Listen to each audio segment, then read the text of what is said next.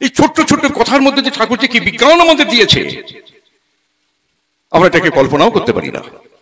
ঠাকুর আমার এই ছেলেটিকে একটু আশীর্বাদ করেন। ঠাকুর কি বললেন জানেন?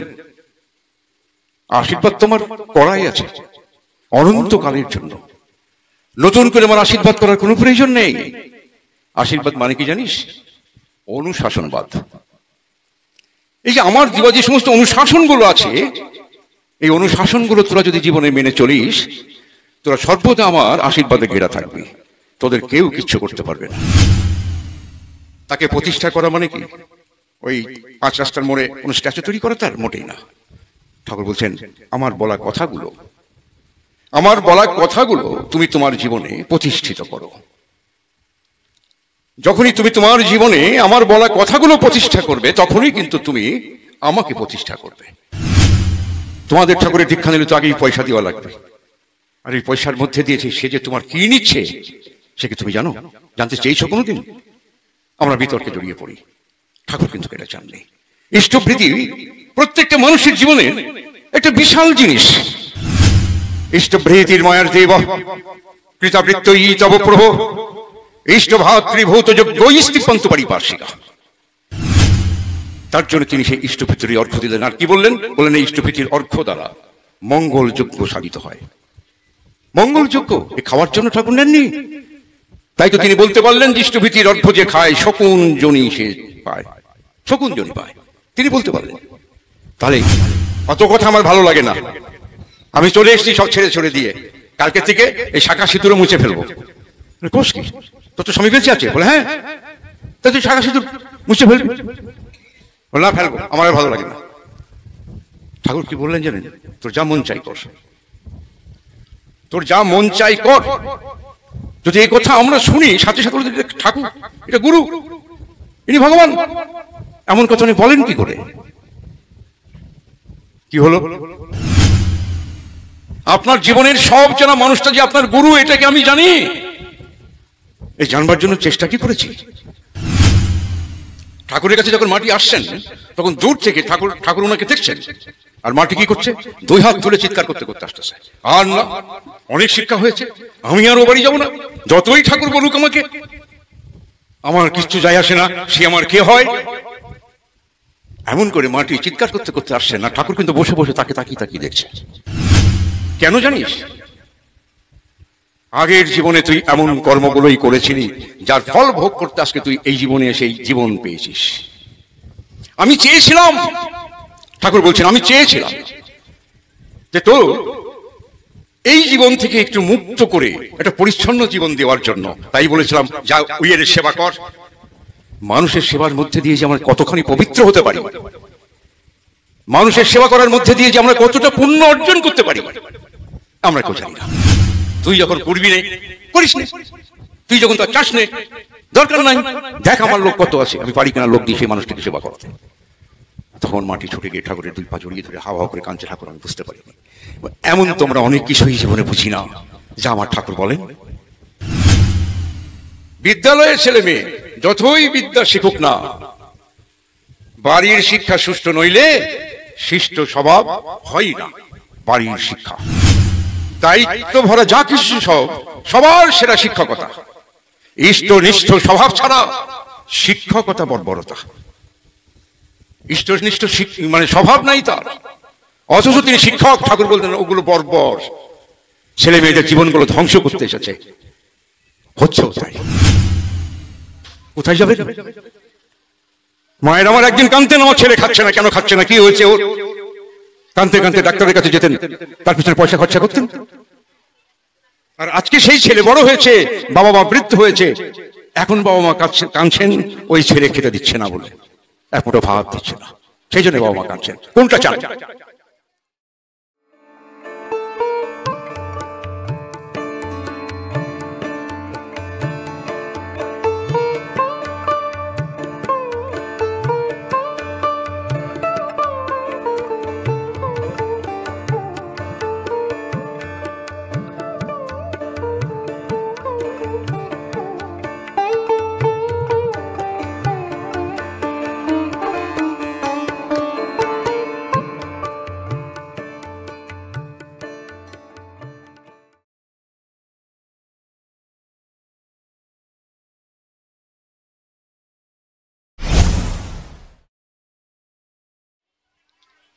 গতির্ভর্তা প্রভু পৃষ্ঠেশ্বর পুরুষোত্তম অবর্মস্তম্ভ বিদ্যাতা সদ্গুরু স্ত্বং নমস্তুতে। উপস্থিত পরম দয়াল শ্রী ঠাকুর আমার প্রণম্য সভাপুরোহিত, শ্রদ্ধেয় দাদা ও স্নেহময়ী মায়েরা, আজকে আমরা যন্ত্রের যুগে ঢুকে গেছি, তো যন্ত্র ছাড়া জীবন চলে না। আর এগুলো একটু গুছিয়ে গেছি নিতে একটু সময় লেগে যায়। যাই হোক, এখন কথা হচ্ছে আজকে সারাদিন এই বাড়িতে বহু মানুষ প্রভুকে নিয়ে মেতে আছেন। কেন কেন বলুন তো? আজকে ঠাকুরের জন্মতিথি। মানুষের জীবনে, প্রত্যেকটা মানুষের জীবনে তিথি একটা খুব বড় জায়গা ধরে রাখে। আমার সুবোধ আরো ভালো জানে, জ্যোতিষ জানেন তো তিথি কতটা মাইনে রাখে। একদিন আস্তে আস্তে এই জন্মদিন হারিয়ে যাবে। 500 বছর বাদে জন্মদিনের আর কোনো অস্তিত্ব থাকবে না, তিথির অস্তিত্ব থাকবে। যেমন আমরা ভগবান রামচন্দ্রের জন্ম তারিখ কিন্তু আমরা কেউ বলি না, বলি রাম নবমী। নবমী তিথিতে ভগবান রাম এসেছিলেন। কৃষ্ণের জন্য বলি জন্মাষ্টমী। কিন্তু কি মাসে, কোন তারিখে, কত সালে কৃষ্ণের জন্ম হয়েছিল আমরা কিন্তু কেউ বলি না। জন্মাষ্টমী শ্রী ঠাকুর অনুকূলচন্দ্র তাল নবমী। এই নবমী তিথি আজকের থেকে তিথি হিসাবে ঠাকুরের বয়স 138 হয়ে গেল। এবার যদি জন্মদিন আমরা চিন্তা করি, যেটা আমরা 30শে ভাদ্র করি ঠাকুরের জন্মদিন, এখনো 14 দিন বাকি আছে। আজকে 15ই ভাদ্র। সর্বত্র সর্বত্র নিত্য এই সৎসঙ্গ হয়ে চলেছে। আমরা প্রতিদিন সৎসঙ্গ করছি। তাহলে আমরা প্রত্যেকেই ঠাকুরকে ভালোবাসি। আর এই ভালোবাসি বলেই আজকে সারাদিন এই বাড়ির মানুষ হয়তো আরো কয়েকদিন আগে থেকে প্রস্তুতি নিচ্ছে। এখানকার লোকাল আমার দাদারা, তাদের অজস্র পরিশ্রম করতে হয় বিষয়টাকে গুছিয়ে নিয়ে সেটা সুন্দরে সমাপন করবার জন্য। যথেষ্ট পরিশ্রম করতে হয়। সর্বোপরি এই যে আপনারা এসে সহযোগিতা করছেন, এটাই তো প্রভু চেয়েছিলেন মানুষ। তাই আজকে এই তিথি উৎসব হচ্ছে এই বাড়িতে। উৎসব, এই উৎসব বলতে গিয়ে ঠাকুর বলছেন উৎসব কিন্তু আনন্দ নয়। উৎসব কোনো আনন্দ নয়। আনন্দ থাকবে, কিন্তু উৎসবের যে মূল উদ্দেশ্য, যাকে আমরা উৎসব বলি, আমরা কিন্তু সেই শব্দগুলো, সেই ব্যাখ্যাগুলো, সেই অর্থগুলো সব ভুলে গেছি। আমাদের কাছে জানা নেই। পরম দয়াল সেই কথাগুলো আমাদেরকে জানালেন। উৎসব, উৎসব, উৎ মানে শ্রেষ্ঠ। উৎ মানে শ্রেষ্ঠ। আমার জীবনের যিনি শ্রেষ্ঠ জন, তাকে নিয়ে যা কিছু সব করাই হচ্ছে উৎসব। তাকে নিয়ে সব করা, তাকে বাদ দিয়ে কিছু করা যায় না। তাই ঠাকুর এক জায়গায় বলছেন তার একটা ছড়াতে, ইষ্টের চেয়ে থাকলে আপন, ছিন্ন ভিন্ন তার জীবন। আমরা ইষ্ট বলতে যদি ঠাকুরের ছবিটাকে দেখি, তাহলে একটু অন্যরকম হয়ে যায়। ঠাকুর ইষ্ট শব্দের অর্থ কি বললেন? আমরা কিন্তু ঠাকুরের ব্যাখ্যায় যাব। তিনি যে কথাগুলো আমাদের ব্যাখ্যা করে বুঝিয়েছেন, আমরা কিন্তু সেইখানে যাব। আমাদের ভাবনাটাকে আমরা একটু দূরে সরিয়ে রাখব। ঠাকুর বলছেন ইষ্ট শব্দের অর্থ মঙ্গল। ইষ্ট শব্দের অর্থ হচ্ছে মঙ্গল। আচ্ছা বলুন তো, এখানে এমন কোন মানুষ আছেন যিনি মঙ্গল চান না? আছে কি? কেউ নেই। আমরা আমরা প্রত্যেকেই মঙ্গল চাই, আর জীবনে সেই মঙ্গল আনতে গেলে আমাদের যা প্রয়োজন হয় তা হচ্ছে একটা বিধি মাফিক চলনা, বিধি মাফিক করা, বিধি মাফিক বলা, বিধি মাফিক আচরণ। এই বিধিটা জানার জন্যই কিন্তু আমাদের সদ্গুরুর প্রয়োজন। একমাত্র তিনি বিধাতা, আর তিনি সেই বিধি আমাদের কাছে নিয়ে এসে দিয়ে যান যখন তারা আসেন। এই বিধি বহির্ভূত কোনো কর্ম কিন্তু করা যাবে না, করলে আমরা মঙ্গলের থেকে অনেক দূরে চলে যাব। মঙ্গল আমাদের জীবনে স্থায়ী হবে না বা স্থিতও হবে না। তাহলে এই বিধি, যেমন ঠাকুরকে একজন বলছেন, ঠাকুর আমার এই ছেলেটাকে একটু আশীর্বাদ করুন। এই ছোট্ট ছোট্ট কথার মধ্যে যে ঠাকুর যে কি বিজ্ঞান আমাদের দিয়েছে, আমরা এটাকে কল্পনাও করতে পারি না। ঠাকুর আমার এই ছেলেটিকে একটু আশীর্বাদ করেন। ঠাকুর কি বললেন জানেন? আশীর্বাদ তোমার করাই আছে অনন্তকালের জন্য, নতুন করে আমার আশীর্বাদ করার কোনো প্রয়োজন নেই।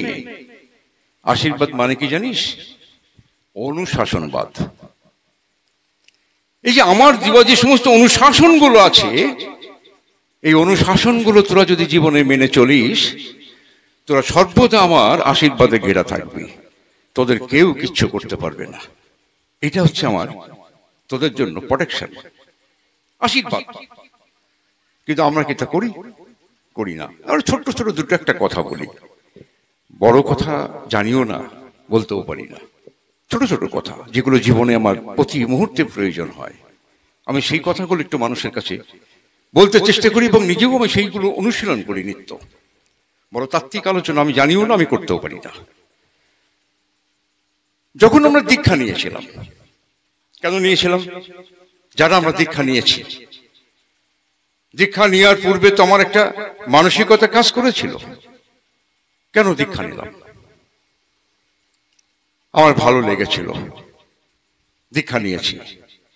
দীক্ষা যখন আমি নিলাম, ঋত্বিক দেবতা যখন আমাকে সেই দীক্ষার আসরে বসিয়ে বিধি মাফিক যখন দীক্ষাগুলো দিচ্ছেন, তখন কয়েকটা কথা বিশেষভাবে তিনি আমাদেরকে বলেন। যেমন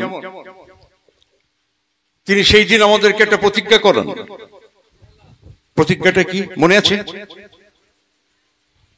মনে আছে কারণ সেই প্রতিজ্ঞাটা? একটা প্রতিজ্ঞা করেন।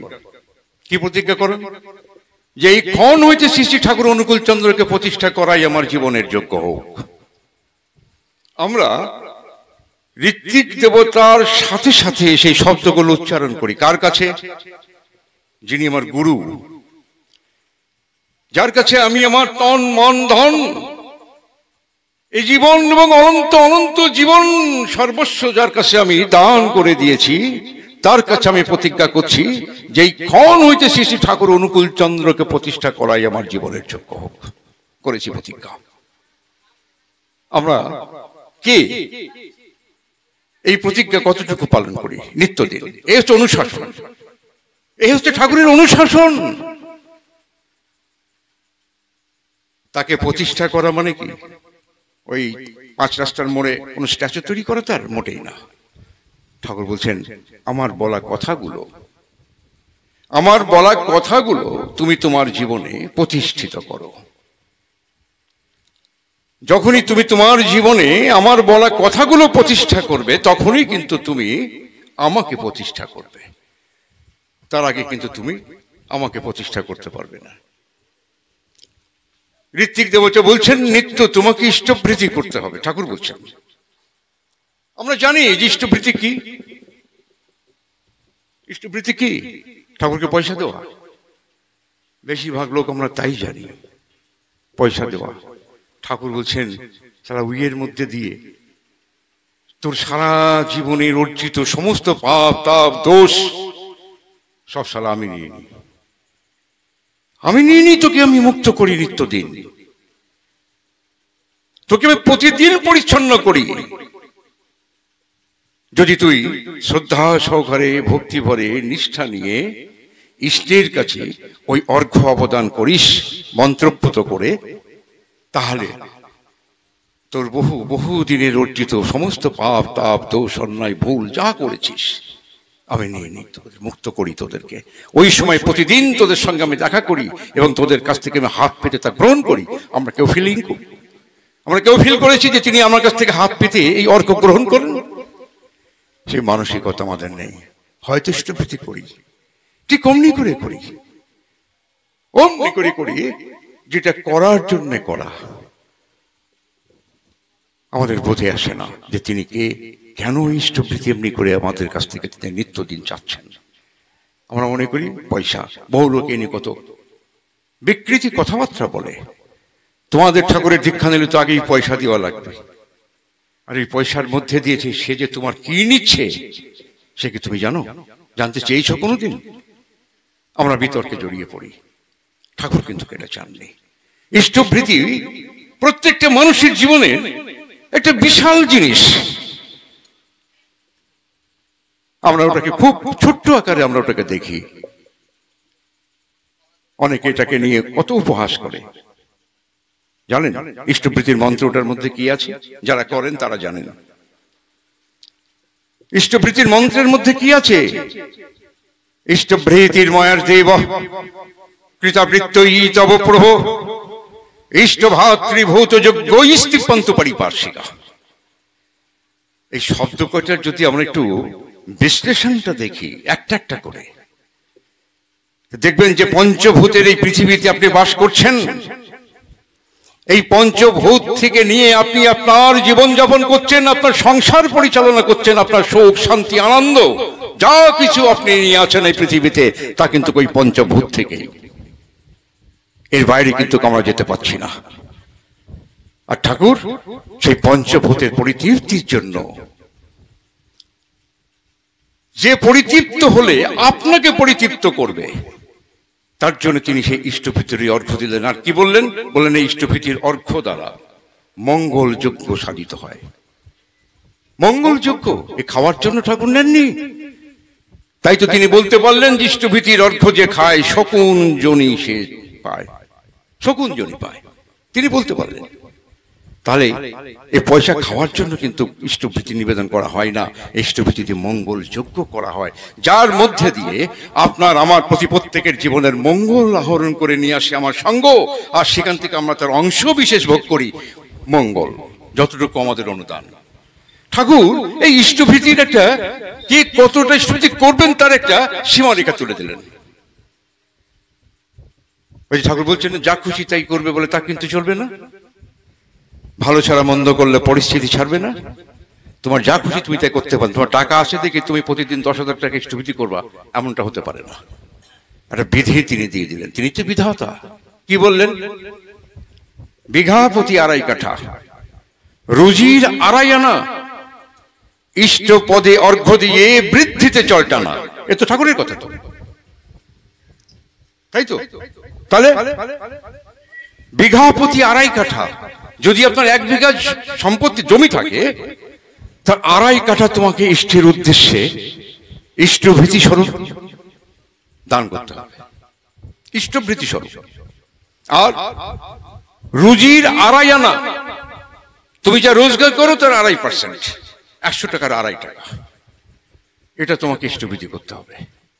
এবার আমি যদি খুশি হয়ে করি, আনন্দ তা যদি আমি করি, অনেক করতে পারি, কিন্তু ঠাকুরের কিন্তু বলা আছে এইটা।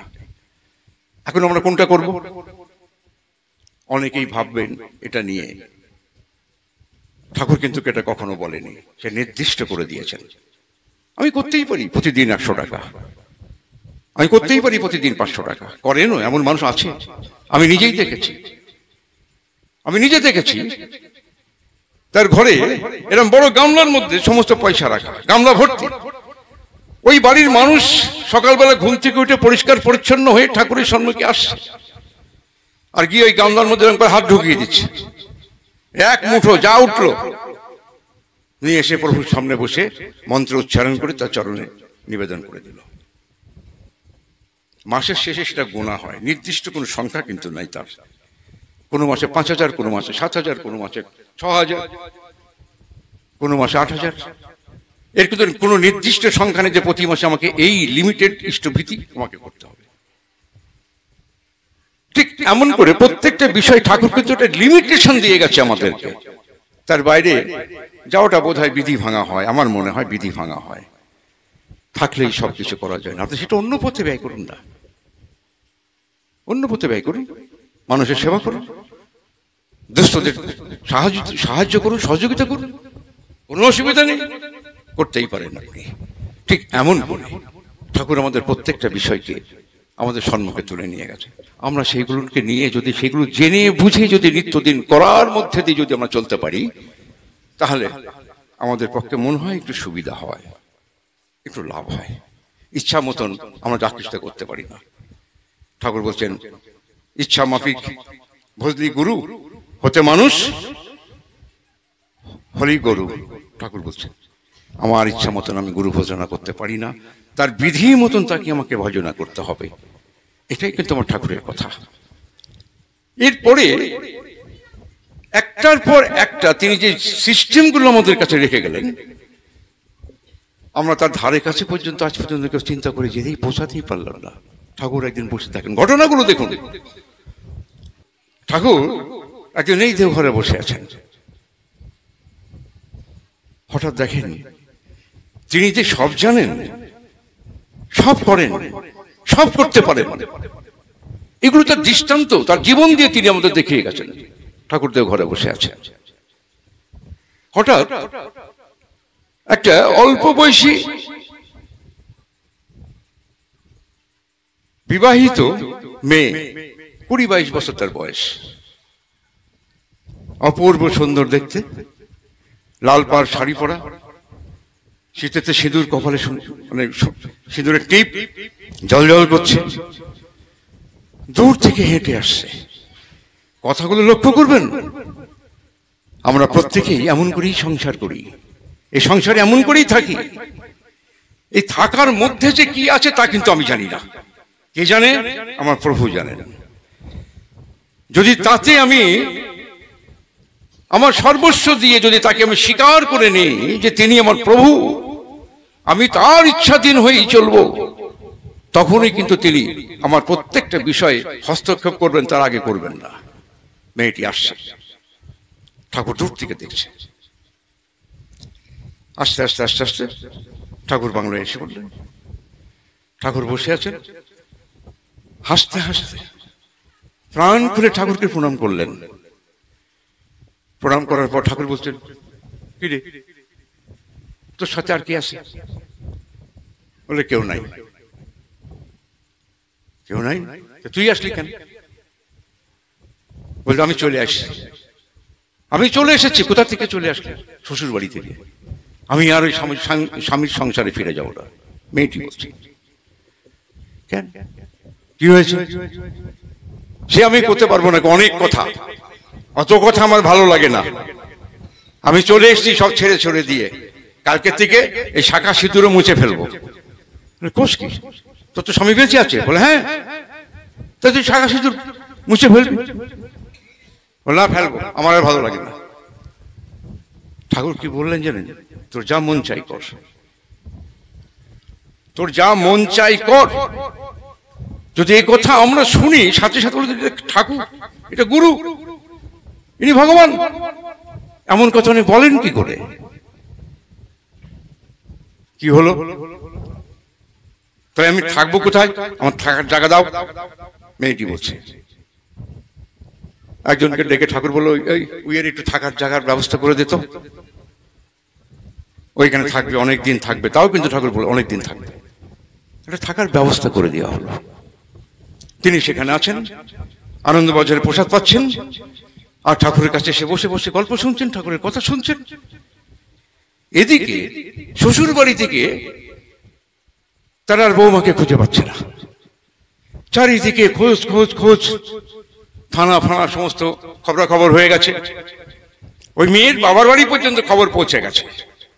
এখন ওই বাড়ির বাবা মা দীক্ষিত, ঠাকুরের দীক্ষিত। তারা সমস্ত আত্মীয় স্বজন খুঁজেছে, কোনো জায়গায় কোনো খবর পায়নি। তারা নিশ্চিত হয়ে গেছে যে সুইসাইড করেছে, এর কোনো খবর পাওয়া যাচ্ছে না। একদিন বাবা এবং মা চলো ঠাকুরের কাছে যাই, গিয়ে সবকিছু বলি। তারা দুজন ঠাকুরের কাছে আসলেন, এসে ঠাকুরকে বলছেন, বাবা আমার মেয়েকে খুঁজে পাওয়া যাচ্ছে না। খুঁজে পাওয়া যাচ্ছে না কেন? কোথা থেকে? বলে শ্বশুর বাড়ি থেকে। সে কোথায় চলে গেছে, আর খুঁজে পাওয়া যাচ্ছে না। মেয়েটা আমার কোথায় মরেই গেল। এই মা বাবার কান্নাকাটি শুরু হয়ে গেল। ঠাকুর বলছেন, কাঁদিস কেন? কাঁদিস কেন? সবই তো, তিনি তো লীলাময়। হঠাৎ মেয়েটি ঠাকুর দরবারে চলে এসছে, এসে দেখে ওর বাবা আর মা বসে আছে। মেয়েকে দেখে বাবা মা চমকে উঠেছে, কিরে তুই এখানে? বলে, আমি তো কবে থেকে এখানে। ওর কোনো ভ্রুক্ষেপ নেই, আমি তো কবে থেকে এখানে। তা তুই এখানে একটু খবর দিবি না আমাদের? কি হবে তোমাদের খবর দিয়ে? তোমরা তো জেনারেশন অমন একটা বিয়ে আমাকে দিয়েছ, যার সঙ্গে আমি থেকে সংসার করতে পারছি না, আমার এত কষ্ট এত দুঃখ। ঠিক আছে, ঠাকুর বলে, থাক তোরা আর এই নিয়ে কোনো কিছু কথাবার্তা বলিস না, আমি সব জানি। এই যে সব জানা মানুষটা যে আপনার গুরু, এটা কি আপনি জানেন? আপনার জীবনের সব জানা মানুষটা যে আপনার গুরু, এটা কি আমি জানি? এই জানবার জন্য চেষ্টা কি করেছি যে তিনি সব জানেন। কিছুদিন বাদে তার মেয়েটির শ্বশুর শাশুড়িও এসে হাজির হলো, সব এক জায়গায় হলো। হঠাৎ একদিন ছেলেটিকেও খবর দিয়ে ডেকে নিয়ে আসলো, সব এক জায়গায় হলো। এইবার ঠাকুর বলছেন, কিরে তুই এবার কি করবি? বাপের বাড়ি যাবি না শ্বশুর বাড়ি যাবি? তো শ্বশুর এসছে, শাশুড়ি এসছে, মা এসছে, বাবা এসছে, তো স্বামীও তো এসছে। কোন বাড়ি যাবি? আমি শ্বশুর বাড়ি যাবো। এই যে তুই কইলি আমি আর শ্বশুর বাড়ি কোনদিন যাবো না, তুই শাখা সিঁদুর ভেঙে চুরে মুছে ফেললি, বিধবার পোশাক পরে ঘুরছিস, আজ কত মাস হয়ে গেল আমার কাছে, এখন বলছিস আমি শ্বশুর বাড়ি যাবো। বলে, হ্যাঁ আমি শ্বশুর বাড়ি যাবো, আমি বাবার বাড়ি যাবো না। ঠাকুর বলছেন, দেখলি তো, ঠাকুর জানতেন এই মেয়ে যদি ওই সময় তার শ্বশুর বাড়িতে থাকে তো তার স্বামী মারা যাবে। ও বিধবা, অরিজিনাল সে বিধবা হবে, এটা ঠাকুর জানতেন। তিনি জানার ফলে যেহেতু ওই মেয়ে মন প্রাণ দিয়ে ঠাকুরকে ভালোবাসে এবং নিত্য ইষ্টভৃতি করে ঠাকুরের কাছে চোখের জল ফেলে তার শান্তির জন্য, সুখের জন্য, পরিবারের, তিনি তো অন্তর্যামী, তিনি সব জানেন। তখন ঠাকুর ভাবলেন, ও যদি ওখানে থাকে তাহলে তো মারা যাবে, তো বিধবা হবে, তো ওরে নিয়ে আয় আমার কাছে। ঠাকুরের কাছে নিয়ে আসলেন। নিয়ে আসার পরে সে যখন বিধবার বেশ ধারণ করতে চাইলেন, ঠাকুর বলেন, তোর যা মন চাই কর। বিধবার বেশ ধরে এতদিন থাকলেন, থাকার পরে যখন সব মিটে গেল, ওর যখন মৃত্যুর সময় পার হয়ে গেল, ও থাকলে কিন্তু ও মারা যেত। তাই ঠাকুর ওকে টেনে নিয়ে আসলেন। এবার যখন সে সময়টা পেরিয়ে গেল, আর তো তার মৃত্যুর কোনো ভয় নেই, একে একে সবাইকে নিয়ে এসে ঠাকুর কিন্তু পৌঁছালেন তার কাছে। পৌঁছে দিয়ে সেখান থেকে সমাধান দিয়ে তাকে বলতেন, তুই এখন কোথায় যাবি? বাপের বাড়ি যাবি না শ্বশুর বাড়ি যাবি? মেয়ে বলতো, আমি শ্বশুর বাড়ি যাবো। তা যা, আবার শাড়ি টাড়ি পর, আবার শাঁখা পর, সিঁদুর পর, সেজে গুজে শ্বশুর বাড়ি যা। আজকে এই যে পরিবেশটা, এই যে এখানে আজকের যে পরিবেশ এখন এখানে চলছে, পুরুষোত্তম শ্রী শ্রী ঠাকুর অনুকূলচন্দ্র যখন দেওঘরে ছিলেন বা পাবনা হেমায়তপুরে ছিলেন, তিনি যেখানে থাকতেন, সেইখানকার পরিবেশটাই ছিল এমন একটা ভাইব্রেশনে আটকানো, যেখানে অমঙ্গল প্রবেশই করতে পারত না।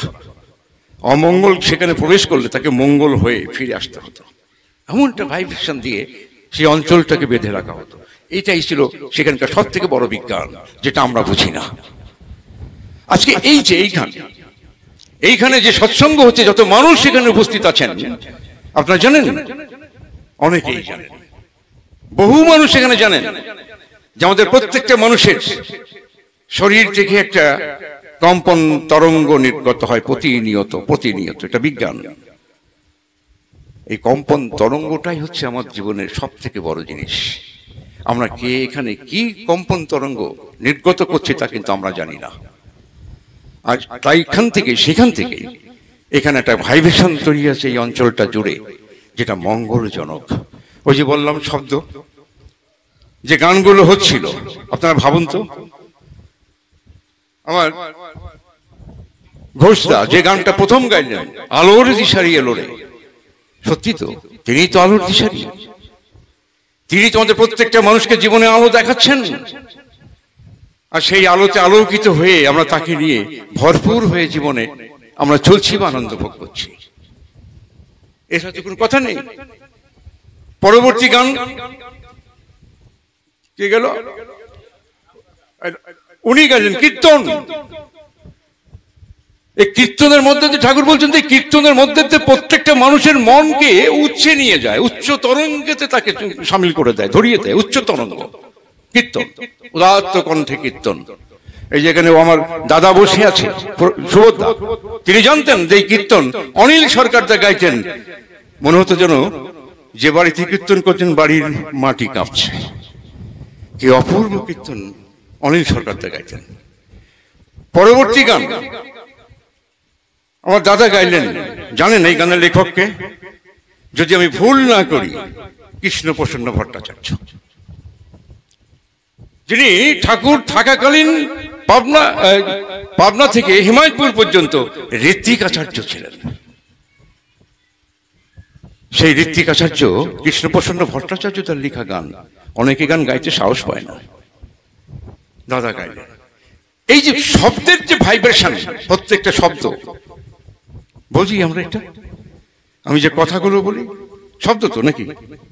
আমরা যে কথা বলি সব কথাগুলো তো শব্দ, আর প্রত্যেকটা শব্দের কিন্তু একটা কম্পন তরঙ্গ, একটা ভাইব্রেশন আছে। আপনি কি জানেন, আমরা কি জানি যে এই মুহূর্তে আমি কি কথা বলছি আর তার কম্পন তরঙ্গটা কি? সেটা শুভে না অশুভের, মঙ্গলের না মঙ্গলের, এই বোধই তো আমাদের আজ পর্যন্ত হলো না। তাহলে আমরা এই শব্দ নিয়ে কি করে চলি? আমরা এটা বুঝি না। শ্রী শ্রী ঠাকুর অনুকূল চন্দ্র এটা বোঝানোর চেষ্টা করলেন। কেমন? কালকে একটা আলোচনা করছিলাম, ওই যে আমার মা জননী বসে রয়েছে ওইখানে, এক বাড়িতে সৎসঙ্গ ছিল, একটা কথা বলছিলাম সেখানে। ঠাকুর তখন পাবনা হিমায়তপুরে, এই যে তার জীবনী, এই জীবনী তো আমাদের শিখার মূল সূত্র। ঠাকুর তখন পাবনা হিমায়তপুরে, পাশের গ্রামের এক ভদ্র মহিলা প্রচন্ড অসুস্থ হয়েছে। তার বাড়িতে 3টি ছেলে, 3টে বৌমা, শাশুড়ির কেউ সেবা করেন, এক গ্লাস জলও কেউ দেয় না। শাশুড়ি মাটি কিন্তু ঠাকুরের দীক্ষিত, কেউ ওই শাশুড়ি মাকে একটা জলও দেয় না। তার 3টে বৌমা কিন্তু বাড়িতে, 3টি ছেলে। কিভাবে ঠাকুরের কাছে খবরটা পৌঁছে গেল যে জানেন, ওই গ্রামের ওই বাড়ির ওই মা, সে তো আমাদের সৎসঙ্গী, আপনার দীক্ষায় দীক্ষিত। তার প্রচন্ড শরীর খারাপ, তার উঠে জল খাওয়ার ক্ষমতা নেই, অথচ তার বৌমারা তাকে দেখে না, একটা জলও তাকে দেয় না। ঠাকুর বলছেন তখন হঠাৎ এক বিধবা মা আশ্রমে থাকতেন, আশ্রমবাসী ছিলেন, তাকে ঠাকুর ডাকলেন। তিনি যে কেন কি করেন আমাদের, এটা আমরা যখন বুঝতে পারি তখন আমাদের সময় অনেক দূর পেরিয়ে যায়, কিন্তু আমরা তো সহজে বুঝি না। তিনি বুঝাতেন। এক বিধবা মা, বাল্য বিধবা, আশ্রমে থাকতেন, বয়স হয়ে গেছে তখন তার। ঠাকুর ডাকলেন, এদিকে গিয়ে ঠাকুরকে প্রণাম করলেন। তুই ওই গ্রামে ওই অমুক বাড়িতে এই মাটি খুব অসুস্থ, তুই ওর একটু সেবা টেবা কর, যা। ঠাকুর বলে দিলেন। ঠাকুর সেই মাটিকে বললেন, তুই যা, ওই মাটিকে একটু সেবা টেবা কর, আর যা কিছু প্রয়োজন হবে আমাকে বলবি। মাটি গেলেন, গিয়ে সেই মাটির যখন সেবা করছেন, 4-5 দিন পার হতে না হতেই বৌমারা ওই মায়ের পিছনে লেগে গেল, যাতে সে আর এই বাড়িতে থেকে তার শাশুড়ির সেবা করতে না পারে। সব বন্দোবস্ত তারা করা শুরু করলেন, 3 বৌমা মিলে একসাথে। কোন রকমে 7-8 দিন মাটি পার করলেন সেখানে। তারপরে তিনি আর পারছেন না, ফিরলেন ঠাকুরের কাছে। যখন আসছেন ঠাকুরের কাছে, যখন মাটি আসছেন, তখন দূর থেকে ঠাকুর ওনাকে দেখছেন, আর মাটি কি করছে, 2 হাত তুলে চিৎকার করতে করতে আসতেছে, আর না, অনেক শিক্ষা হয়েছে, আমি আর ও বাড়ি যাব না, যতই ঠাকুর বলুক আমাকে, আমার কিচ্ছু যায় আসে না, সে আমার কে হয়। এমন করে মাটি চিৎকার করতে করতে আসছেন না, ঠাকুর কিন্তু বসে বসে তাকে তাকিয়ে তাকিয়ে দেখছে। মাটি আসলেন, ঠাকুরকে প্রণাম করলেন। কি হয়েছে, তুই অমন করিস কেন? আপনি তো আমারে পাঠাইলেন ওনার সেবা করার জন্য। আপনি জানেন ওই বাড়ির 3টে বউ আমার কি হারে যে প্রতিদিন অত্যাচার করে, আমাকে ওখানে টিকতে দিচ্ছে না, তিষ্ঠতে দিচ্ছে না। আমি আর পারবো না, আপনি যারে পারেন তারে দিয়ে করেন না, আমিও বাড়ি তার যাবো না। ঠাকুর বলতেন কি জানেন, ঠাকুর বললেন, তুই কি মনে করিস আমার মানুষের অভাব? তুই কি মনে করিস আমার মানুষের অভাব? এই যে ইষ্টের কাজ করবার জন্য কখনো কোনো কোনো মানুষের উপরে দায়িত্ব এসে পড়ে, আর আমরা তখন সেই দায়িত্ব থেকে পিছন টান দেওয়ার চেষ্টা করি, করি না? মনে হয় করি, পিছন টান দেওয়া, না আমার দ্বারা এত করা সম্ভব না। কিন্তু জানি না যে ওই দায়িত্বের মধ্যে যে আমার কি মঙ্গলে নিহিত আছে আমি তা জানি না, আর জানেন আমার প্রভু। তাই কোনোভাবে ঘুরে সেই দায়িত্ব আমার কাছে এসে পড়েছে, এতে আমার সৌভাগ্য চিন্তা করা উচিত। এটা আমার সৌভাগ্য যে আমি আমার প্রভুর কাজ করতে পারবো। এবার ঠাকুর বলছেন, তুই কি মনে করিস আমার মানুষের অভাব? তোরে কেন পাঠিয়েছিলাম জানিস? অনেক লোকজন তো ঠাকুরের কাছে বসে থাকেন সব সময়, তখনও ছিল। মাটি তখন মুখ তুলে তাকাইছে, কেন আপনি আমাকে পাঠাইছিলেন কেন? বলে, আজকে তোর যে দশা, বাল্য বিবাহ হয়ে তুই আশ্রমে এসে পড়ে আসিস, আত্মীয় স্বজন কেউ দেখে না, কোনো খোঁজ দেয় না, সন্তান আদি তো তোর নাই। এই আশ্রমে থেকে আমার এখানে তুই খাচ্ছিস, পড়ছিস, আছিস, তো সব দায় আমার। কেন জানিস? আগের জীবনে তুই এমন কর্মগুলোই করেছিলি যার ফল ভোগ করতে আজকে তুই এই জীবনে সেই জীবন পেয়েছিস।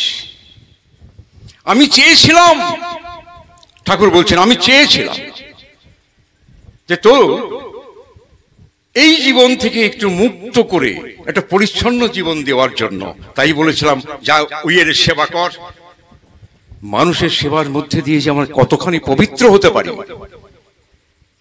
মানুষের সেবা করার মধ্যে দিয়ে যে আমরা কতটা পুণ্য অর্জন করতে পারি, আমরা কেউ জানি না। তাই ঠাকুর বলছেন, তোর এই জীবন থেকে তোকে কিছু পরিচ্ছন্ন জীবনে ফিরিয়ে আনার জন্য কিন্তু তোকে আমি ওই কাজটি দিয়েছিলাম। তুই যখন করবি নে, করিস নে, তুই যখন তার চাস নে, দরকার নাই, দেখ আমার লোক কত আছে, আমি পারি কিনা লোক দিয়ে সেই মানুষটাকে সেবা করতে। তখন মাটি ছুটে গিয়ে ঠাকুরের 2 পা জড়িয়ে ধরে হাওয়া হাওয়া করে কাঁদছে, ঠাকুর আমি বুঝতে পারিনি। এমন তোমরা অনেক কিছুই জীবনে বুঝি না, যা আমার ঠাকুর বলেন, অনেক কিছুই আমরা বুঝি না। এরকম হাজারো ঘটনার মধ্যে দিয়ে, হাজার কি বলবো, এর কোনো সীমা সংখ্যা নাই। ঠাকুর আমাদেরকে প্রত্যেকটা ক্ষেত্রে এমন করে বোঝাচ্ছেন। আমাদের জীবনে যখন দুঃখ আসে, ঠাকুর বলেন, সারা দুঃখ দেয় কেন জানিস? সারা সুখ দিবার জন্যে। ঠাকুর মান বলছেন, দুঃখতে পেয়ে অতিষ্ঠ হয়ে গেলি, কিন্তু দুঃখ তিনি দিলেন কেন? তিনি তো স্রষ্টা, তিনি কি জানেন না কোনটা দুঃখ আর কোনটা সুখ, কোনটা ভালো আর কোনটা মন্দ? তুই যদি বুঝিস যে শালা ভগবান বোঝে না, দুঃখ এই কারণেই তোকে দিয়েছে, দুঃখ ভোগ কর, কাউকে দোষ দিস না। এরপরেই তোর জীবনে যে সুখ আসছে, এই সুখ আসার আগে তোকে দুঃখ দিয়ে দেখে নিচ্ছে, মেপে নিচ্ছে যে তুই সুখ ভোগ করবার যোগ্য কিনা। সুখ পেলে আবার হারিয়ে যাবি না তো? এই জগৎ তো হারিয়ে যাবারই জগৎ। ঠিক এমন করে ঠাকুর আমাদের মানুষের প্রত্যেকটি বিষয় জীবনে তিনি আমাদের শেখাচ্ছেন। এরপরেও যদি আমরা তাকে নিয়ে তেমনি করে একটু কষ্ট করে চলতে না শিখি, কি হবে? কি হবে আমাদের? আমরা এটা কিন্তু বুঝি না কেউ। তাই সৎসঙ্গ প্রত্যেকটি মানুষকে তার জীবনে ভালো থাকার সূত্রটাই কিন্তু সৎসঙ্গ দিচ্ছে। যে কোনো ভগবানের নাম করেন, কারোর কোনো বক্তব্য নেই। বলেন কৃষ্ণের কথা, কোনো বক্তব্য নেই। বলেন রামের কথা, কোনো বক্তব্য নেই। বলেন বুদ্ধের কথা, কোনো বক্তব্য নেই। বলেন যিশুর কথা, কোনো বক্তব্য নেই। যিশু ভগবান, রামচন্দ্র ভগবান, কৃষ্ণ ভগবান, চৈতন্য মহাপ্রভু ভগবান, রামকৃষ্ণ ভগবান। যেই বলবেন শ্রী শ্রী ঠাকুর অনুকূল চন্দ্র, ওর ভগবান নয়, কত মানুষ ভগবান বলে স্বীকার করে না। ভগবানের ব্যাখ্যাটা কি? ভগবানের ব্যাখ্যাটা কি আমরা সেটা কিন্তু খুঁজে দেখি না। ও তো মানুষ। ওই তো পাবনায় বাড়ি ছিল শিবচন্দ্র চক্রবর্তী সওয়াল, সে আবার ভগবান কি করে হয়? ভগবানের কি কোনো সিং ছিল নাকি কোনো ভগবানের? না, মানুষই তো ছিল। প্রত্যেকটা ভগবান তো মানুষই ছিল। তো সেখানে বলছেন যে মানুষ হতে গেলে প্রত্যেকটা মানুষের তিনটি জিনিসের প্রয়োজন আছে।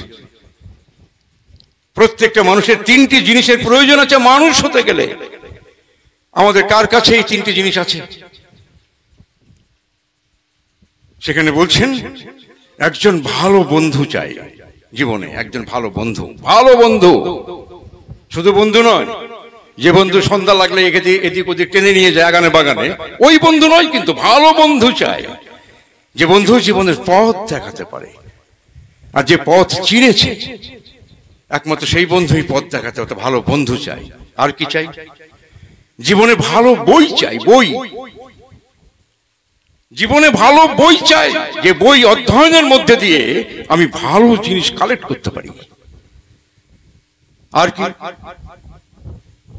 আর একজন ভালো গুরু চাই জীবনে। ভালো গুরু।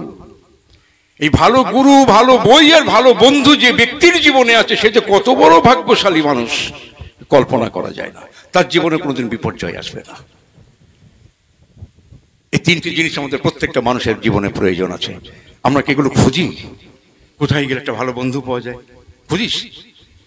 স্কুলের বন্ধু বান্ধবী বা কলেজের, এটাই এনাফ না। এর বাইরেও ভালো বন্ধু আমাকে খুঁজতে হবে, যে আমাকে জীবনের সঠিক পথ দেখাবে। বিপদ আসার পূর্বে যে আমাকে সাবধান করবে। ঠাকুর তার একটা বাণীর মধ্যে দিয়ে বলছেন, ওই যে বাণীটার কি, বিপদকালে হাত ধরে যে চলার কায়দা জানিয়ে দেয়, তাকেই জানিস গুরু বলে। অভয় পথে সেই তো নেয়।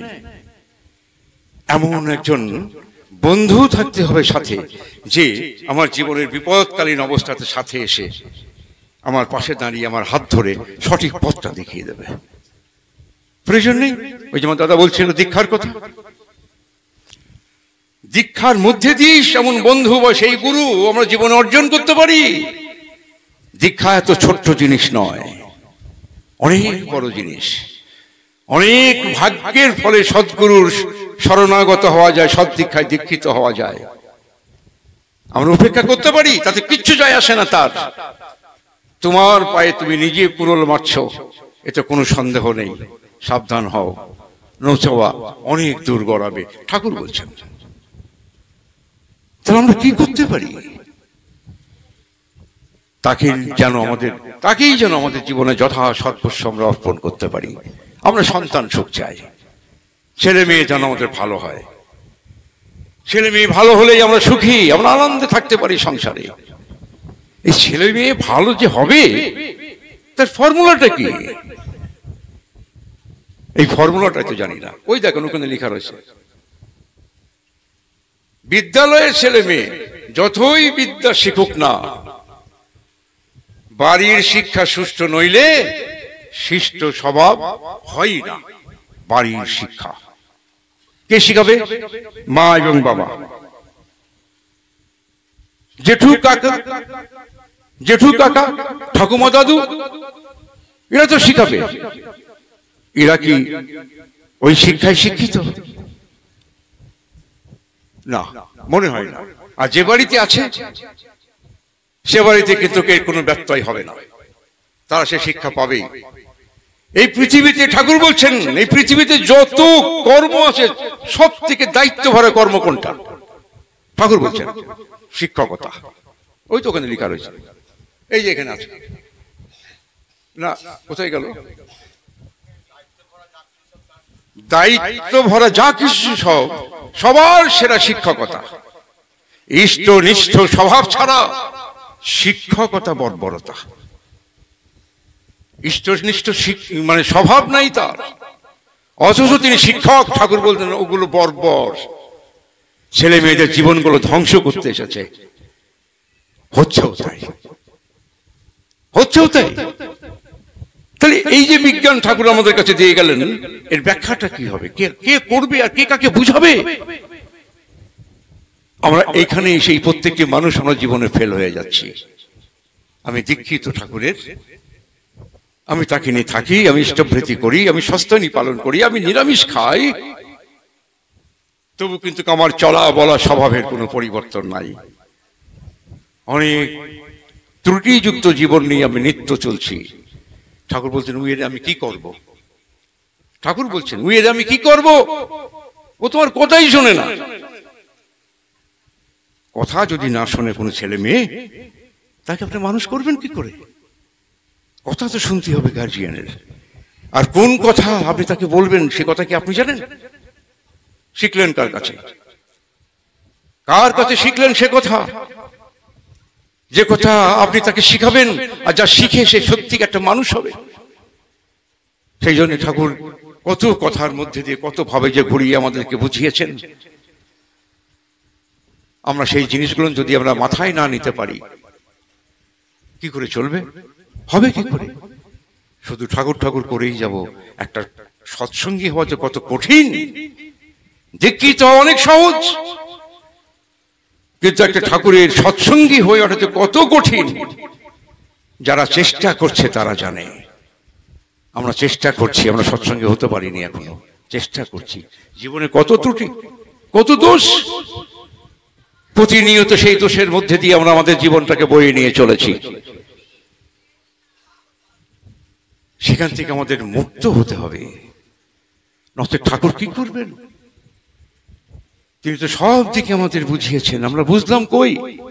আমরা বোঝার চেষ্টাও করলাম না। এইরকম সৎসঙ্গ আমরা নিত্যদিন করছি, নিত্য ঠাকুরের কথা শুনছি, তার উপদেশগুলো আমি আনছি, কিন্তু এই সৎসঙ্গ থেকে উঠে যাওয়ার পরেই আমি এখান থেকে যা পেলাম সব ঝেড়ে ফেলে দিয়ে বাস আমার মতন আমি আবার চলা শুরু করলাম। ঠাকুর বলছেন আমি কি করবো এগো নিয়ে? এরা যে কোথায় শোনে না।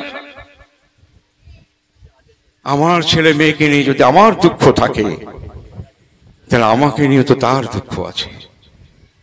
আমরা তো তারই সন্তান।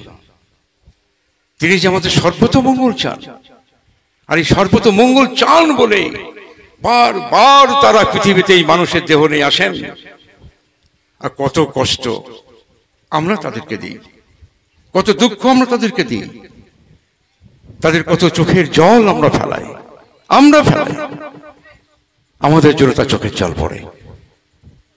তাহলে আমরা চাই না আমাদের ভালো হোক, আমরা মঙ্গলে থাকি, এটাই বোঝা যায়। তাই এই সৎসঙ্গ পবিত্র ভাদ্র মাস, যে মাসে আমার পরম দয়াল এই মানুষের শরীর নিয়ে, দেহ নিয়ে আমাদের মধ্যে এসে আমাদের হাসিতে হেসেছেন, তিনি আমাদের কান্নায় কেঁদেছেন, দুঃখে দুঃখী হয়েছেন, সাথে চলেছেন, হাত ধরে চোরকে মানুষ করেছেন, চরিত্রহীনকে জীবনের সুপথ দেখিয়েছেন হাত ধরে, কাউকে দূরে ঠেলে ফেলে দেয়নি। এত কিছু করার পরেও আমরা তাকে আপন করে নিতে পারছি না, জানার পরেও। এত বই তিনি লিখলেন, কেন লিখলেন জানেন? আগে যত সমস্ত ভগবানরা এসেছিলেন তারা চলে যাওয়ার পরে সেই সমস্ত বই প্রিন্ট হয়েছে, আর শ্রী ঠাকুর অনুকূল চন্দ্র প্রতিদিন যে কথাটি বলেছেন প্রতিদিন সেটাকে লিখে প্রেস থেকে প্রিন্টিং করে বই আকারে ছাপিয়ে বাঁধিয়ে তিনি লিখে গেছেন, যদি তোমরা বিভ্রান্ত হতে না চাও তোমাদের পৃথিবীতে কেউ বিভ্রান্ত করতে পারবে না। আমার জানার আকাঙ্ক্ষাই তো নেই, ইচ্ছাটাই তো আমার নেই, তো কি করে হবে? তো যাই হোক, আমি আর কথা লম্বা করছি না, আমি শ্যামনগর আবার বাড়ি ফিরতে হবে, ট্রেন টাইম হয়ে যাবে। আমি আপনাদের সকলের কাছে শুধু একটু অনুরোধ করব, ওই আনন্দবাজার চলছে ওদিকে মানুষজনের,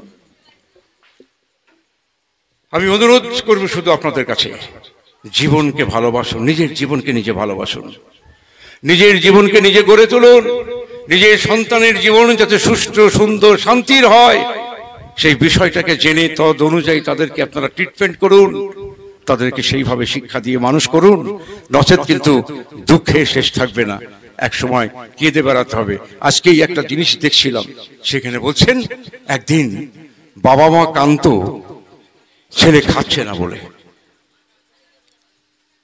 বাবা মা কাঁদতো ছেলে খাচ্ছে না বলে, আর আজকে সেই বাবা মা কাঁদছে ছেলে খেতে দিচ্ছে না বলে। কোথায় যাবে? মায়ের আমার একদিন কাঁদতেন, আমার ছেলে খাচ্ছে না, কেন খাচ্ছে না, কি হয়েছে ওর? কাঁদতে কাঁদতে ডাক্তারের কাছে যেতেন, তার পিছনে পয়সা খরচা করতেন। আর আজকে সেই ছেলে বড় হয়েছে, বাবা মা বৃদ্ধ হয়েছে, এখন বাবা মা কাঁদছেন ওই ছেলে খেতে দিচ্ছে না বলে, এক মুঠো ভাত দিচ্ছে না, সেই জন্য বাবা মা কাঁদছেন। কোনটা চান? কোনটা চান?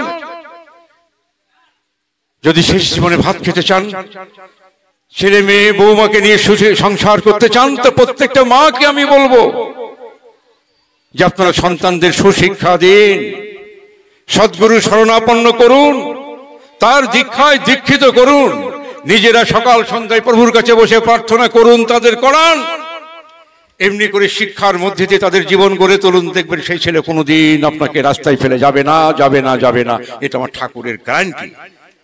এই বলে আজকের এই সৎসঙ্গে আমি আমার শ্রদ্ধেয় দাদা, আমার কি বাড়ি যাদব মাধব দা, বিশেষ ভক্ত মানুষ, আমি প্রতি বছর এই বাড়িতে আসি, আজ বেশ কয়েক বছর হয়ে গেল আপনাদের সাথে দাঁড়িয়ে ঠাকুরের কথা বলি, গল্প করি, আনন্দ করি, খাই, খুব ভালো লাগে, খুব ভালো মানুষ তারা। আমি আমার প্রভুর কাছে আমার অন্তরের অন্তঃস্থল থেকে এই সৎসঙ্গী হওয়ার পরে ঠাকুরকে নিয়ে চলার মধ্যে দিয়ে যদি আমার কিছু অর্জিত হয়ে থাকে, তার বিনিময়ে আমি প্রভুর কাছে প্রার্থনা করি আমার যাদবদা মাধবদা ভালো থাকুক, আমার এনার্জি তার আত্মীয় স্বজন সবাইকে নিয়ে ভালো থাকুক, আনন্দে থাকুক, আপনারা সবাই আমার আত্মার আত্মীয় গুরু ভাই, আপনারা ভালো থাকুন, প্রভুকে নিয়ে থাকুন, তাহলেই ভালো থাকতে পারবেন। এই কথা বলে আমি আমার কথা শেষ করছি। জয় গুরু, জয় গুরু, জয় গুরু।